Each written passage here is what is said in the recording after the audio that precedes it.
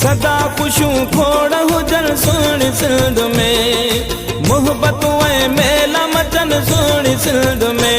इहो पटके वारो मान सिंधी टोपीअ वारो शान मुंहिंजा मौला साईं हमेशा आबाद रखजा। सिंध अजरक के रंगों में ढल गया, हर तरफ सिंधी सकाफती रंग बिखर गए। सिंधी टोपी अजरक पटका पहनकर छोटे बड़े अफराद सिंधी गीतों पर झूम उठे।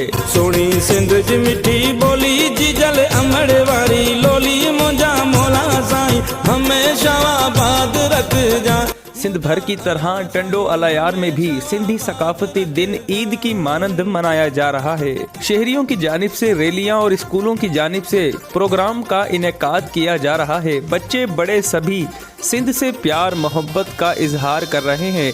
आज का दिन एकता के तौर पर मनाया जा रहा है। सिंधी सकाफत का दिन किसी नेमत से कम नहीं। कराची से कश्मोर और कींझर से कारुंझर तक सिंधी कौम अपना सकाफती दिन धूमधाम से मना रही है।